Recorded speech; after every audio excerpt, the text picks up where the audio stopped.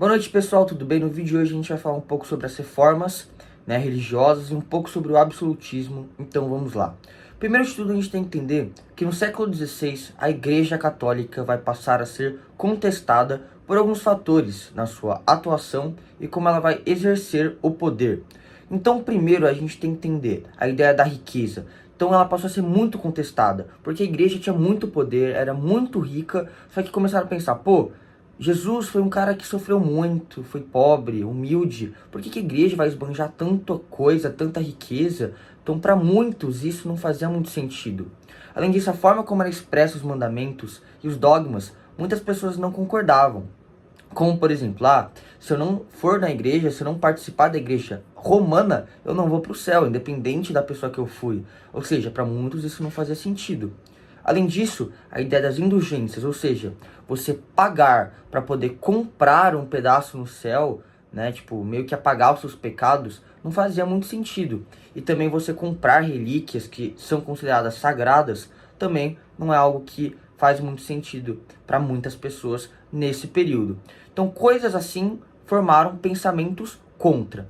Para finalizar, o último pensamento contra a Igreja Católica foi a hierarquia. Então, o fato de muitos padres, bispos, serem escolhidos sem estudar de forma coerente, sem terem uma especialização, eles subirem hierarquicamente muito rápido, muito ligado ao poder, não diretamente à religião. Também eles descumpriram os dogmas, ou seja, terem relações carnais, que por exemplo é algo que não pode, e especialmente o Papa. Então o Papa, como líder principal da igreja, ele tinha muito poder e muitas vezes fazia o que quer, não o que estava escrito na Bíblia.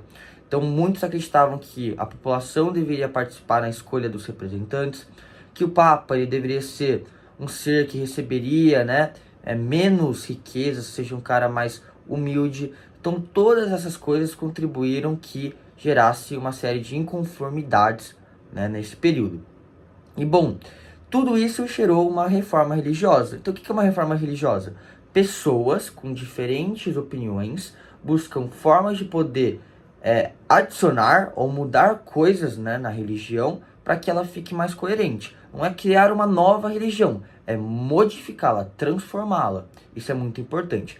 E o que garantiu que essa ideia, essa reforma desse certo? Primeiro, foram os movimentos místicos, ou seja, um grupo de pessoas passaram a peregrinar, espalhar a liturgia da palavra da Bíblia, fazer expedições religiosas e essas coisas para poder fazer as pessoas refletirem mais e descobrirem mais sobre a religião que elas estavam.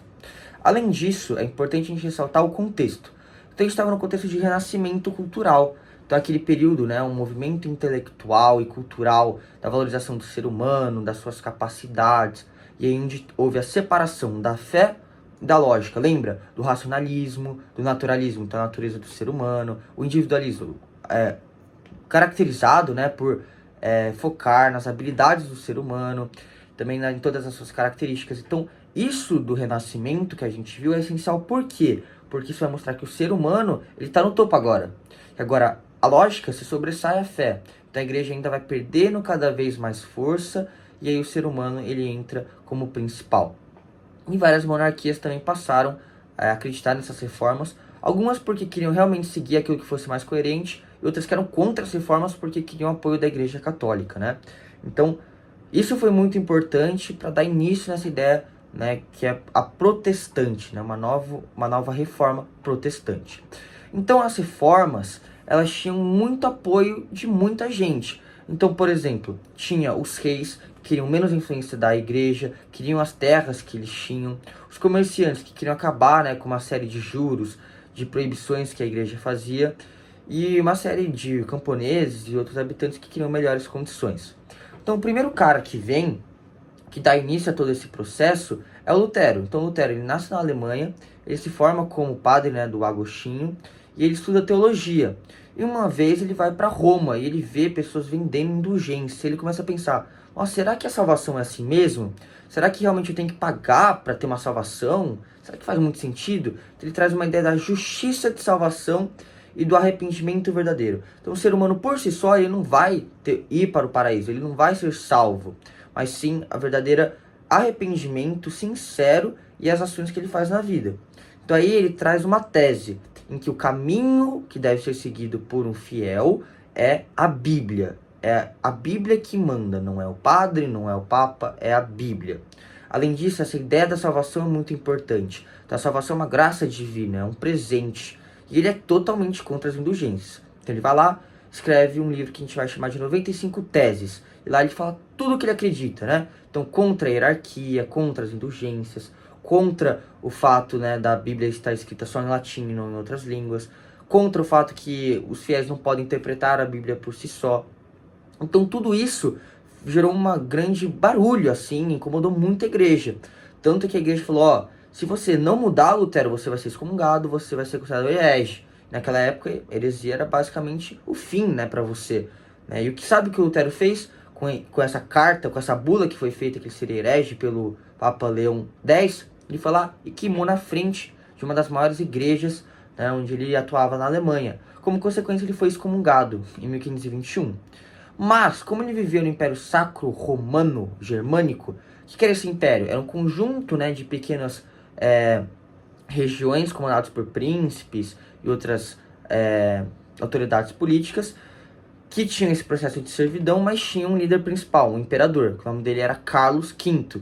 E ele chamou o Lutero e falou assim, ó, me explica a sua tese e eu vou te dizer se você é culpado ou não. E aí o Lutero foi lá, explicou a tese dele, ele foi considerado culpado, ele não falou, ó, eu vou parar com isso, não, ele falou, eu vou continuar com a minha ideia, e como consequência ele começou a ser perseguido. Só que havia um cara chamado Frederico da Saxônia, e meio que acolheu ele, salvou ele. Por quê? Porque ele acreditava nas ideias dele, ele via isso como algo positivo, porque ele também não queria tanta influência da própria igreja, então ele meio que ficou protegido lá, o Lutero, e ainda passou a Bíblia para a língua alemã. Então o Lutero, ele passou por todo esse processo e mudou, né, meio que tipo, trouxe medo para a igreja católica. E como consequência, muitos nobres passaram a aderir a essa ideia, né, a burguesia também. Então os nobres passaram a pegar terras da igreja. Isso começou a enfurecer ainda mais a igreja. Os camponeses queriam essa terra também para melhores condições, gerando assim, né, revoltas. Só que, nesse processo, o Lutero tinha que escolher ou ficar do lado dos nobres ou do lado dos camponeses. Só que como ele estava sendo protegido pelos nobres e por um príncipe, ele ficou do lado dos nobres. E assim ficou contra os camponeses, né, buscando evitar um radicalismo político. Então assim ele escolheu um lado, gerando muitos conflitos, muitas mortes. Mas aí foi assinado, né, a paz de Augsburg, que basicamente a ideia é o governante que governa tal região, ele pode escolher entre ou ser protestante ou ser católico, e o que ele escolher, aqueles que estão, né, no território, que são comandados pelo governante, devem aderir a tal religião. Bom, depois do Lutero teve outros, como João Calvino. O João Calvino, ele nasceu na França, ele estudou teologia, era um escritor, só que ele passou, né, a ser protestante. Como consequência, ele passou a ser perseguido e foi para a Suíça. E lá ele começou a escrever a sua tese também, uma nova transformação que poderia ter na Igreja Católica, que foi o calvinismo. Então, qual que era a principal ideia? Ele mantinha a ideia do Lutero igual, só que ele trazia a ideia de uma coisa que a gente vai chamar de predestinado. Ou seja, Deus sabia quem iria para o céu, que seriam poucos, sabia o que iria acontecer na vida da pessoa, e era ele quem vai decidir quem vai para o céu. E como que sabia? Tinha uns sinais. Então alguém que tinha muita prosperidade econômica, que trabalhava muito, que era puro, era considerado, né, uma pessoa que iria para o céu. E isso teve muito apoio da burguesia, porque tinham essas características. Além disso, né, diferentes locais tinham diferentes nomes para os calvinistas. Então, por exemplo, na Escócia eram os presbiterianos, na Inglaterra os puritanos, na França os huguenotes, e assim vai, né? Então os calvinistas tinham essa ideia. Tudo isso estava escrito no livro que ele fez, né, As Instituições Religiosas. Bom, a gente falou, né, o que teve na Suíça, falamos o que teve na Alemanha, também teve na Inglaterra, mas só que quem que fez foi o próprio rei. Então Henrique IX, ele teve dois motivos de criar a sua igreja anglicana. Ele criou, né, um livro chamado Ato da Supremacia, para explicar, que é basicamente a mesma ideia, né, do Lutero, só que ele teve dois motivos. Primeiro, ele queria um filho homem, e a esposa que ele estava tendo relações não conseguia ter esse filho homem. Então ele falou com o Papa e falou, ó, eu posso casar novamente para ter esse filho? Ele falou, não, você não pode. Então isso enfureceu o rei, ele falou, ó, então eu vou desistir da igreja católica, eu vou criar uma nova igreja e vou ter esse filho. Então ele se apartou da igreja católica criou a igreja anglicana. Além disso, ele criou uma menor influência da igreja no seu território, né? Queria as terras, queria o poder total para ele. Beleza. Então, olha tudo o que aconteceu. E o que a Igreja Católica vai fazer? Vai fazer uma contra-reforma, ou seja, ele vai tomar medidas para poder reagir a todas essas mudanças e manter a sua influência, manter a sua forma de atuação que ela sempre teve. Primeiro, né, que a gente vai chamar é o Concílio de Trento, ou seja, foram reafirmadas todos os dogmas, todas as ideias da Igreja Católica, né, desde o início, trazendo uma maior educação também para os bispos, para os padres, né, mantendo aquilo que era essencial, então a Eucaristia, o batismo. Houve também o Idex, ou seja, obras e autores, alguns foram censurados, que não poderiam circular, como por exemplo João Calvino, Lutero e entre outros. Outra ideia importante, os jesuítas, ou seja, pessoas foram escolhidas para poder espalhar, né, a ideia da religião cristã, principalmente entre as colônias. E por fim a gente teve a valorização, né, o aumento do poder do Tribunal da Inquisição. Então, lembra, o que é o Tribunal da Inquisição? É um conjunto de fiéis, né, padres, bispos, que eles vão julgar se uma pessoa é herege ou não, ou seja, se descumpriu os dogmas ou não. Então, presta atenção nisso que é muito importante. Tudo começa com o ato da fé. Então, uma pessoa considerada herege, ela tenta, né, ela quer se converter, tudo bem. Se ela não quer, ela vai ser julgada e assim condenada. Se for algo muito sério, pode até levar à morte. E muitas vezes, quem que era julgado? Os cristãos novos, então judeus que tinham acabado de se tornar cristãos, pessoas que tinham ideias contra a igreja. Só que, diferente de antes, essa ideia, né, do tribunal teve apoio das monarquias, especialmente da Itália, de Portugal e da Espanha. Por quê? Porque isso dava mais poder, porque com o apoio eles poderiam escolher quem era herege ou não. Então, supondo que tem um grupo que é contra o meu governo, eu posso utilizar essa influência que eu tenho para meio que acabar com ele. Então, tudo isso trouxe o maior poder para a Igreja Católica de novo. Foi uma contra-reforma, mas continuou com a ideia dos protestantes. Isso é muito importante. Quais foram as consequências? Várias. Então, por exemplo, mais guerras religiosas. Houve também uma queda da influência da Igreja Católica, uma maior participação da burguesia e da nobreza por causa dos valores humanos, e entre outros, né, que a gente pode citar, muito importante. Então a gente vê uma grande diferença, um contexto muito favorável também, e que como isso vai influenciar, né, o tempo que a gente está agora, muito, né, agora que a gente tem várias vertentes, mas é importante a gente lembrar, o protestante não é uma nova igreja, ele buscava reformar a Igreja Católica, isso é muito importante. Bom, então em meio a todas essas mudanças, né, essas reformas, toda a Europa vai mudar, na forma política, econômica, social e cultural. Vamos falar primeiro então da política. Então do feudalismo vai passar para o absolutismo. Então o absolutismo é todo o poder executivo, legislativo e judiciário concentrados à mão do rei ou da rainha. Eles conseguiram isso por causa de uma manifestação de um argumento divino. Então como se o rei fosse o representante de Deus na terra. Portanto ele não tinha leis, eles não tinham que seguir leis, ele mandava em tudo e tinha todo o poder nas suas mãos. Por quê? Porque, veja, na Europa estava tendo uma série de crises, mortes, fome, revoltas camponesas, né? Essa parte da igreja, né, que gerava muitos problemas, e viram que o senhor feudal não tinha poder e força suficiente para poder gerar ordem, paz. Portanto, eles meio que começaram a desacreditar, né, do senhor feudal. Em meio a isso, a gente viu uma igreja que buscava apoio, um comércio que precisava também de apoio, né, uma vez que era muito difícil comercializar em áreas fragmentadas, porque não existiam países, eram várias pequenas regiões. Então, a igreja, o comércio e até mesmo alguns príncipes decidiram formar uma coisa que a gente vai chamar de estados membros europeus, comandados por uma pessoa. Então os estados membros europeus juntavam esses territórios fragmentados e formavam um país que ficava mais fácil. E com um representante, a igreja poderia, né, fazer parcerias, assim ganhar poder, né, e continuar com toda a sua influência que sempre teve. Muito bem. Então como que esses estados conseguiram se manter fortes? Né? O que fez com que eles se tornassem positivos e a gente ter eles até hoje? Primeiro, a volta do direito romano. Então, a ideia da propriedade privada voltou, o direito civil, né? Então, entre os súditos voltou, o direito público entre o súdito e o Estado voltou a acontecer. Então essa parte do direito foi muito importante. O exército também, então mercenários eram comprados, eram alugados para poder comandar e proteger o Estado. Tinha também, né, a questão da fiscalização e também da questão tributária. Então, meio que o rei escolhia a parte que seria nobre, que iria comandar a parte dos impostos, só que eles não iriam pagar impostos, né? Eles seriam livres disso, só que eles iam cobrar impostos de quem? Das classes mais baixas, então dos camponeses e da burguesia. Né? Além disso, tinha a questão comercial. Então a gente olha um comércio que era muito difícil, porque como eles variavam de região para região, tinha sua moeda, tinha diferentes leis. Agora não, uma lei, uma moeda, era mais fácil. Então com tudo isso auxiliou por causa do apoio do comércio. E além disso, a gente olha para um mundo agora que parece que tem uma maior liberdade, mas não, porque o Estado continua muito forte atuando no comércio. E por fim tem a diplomacia, né? Então tem a soberania, tem a autonomia, conversa entre os monarcas. Tudo isso fez o Estado continuar muito forte.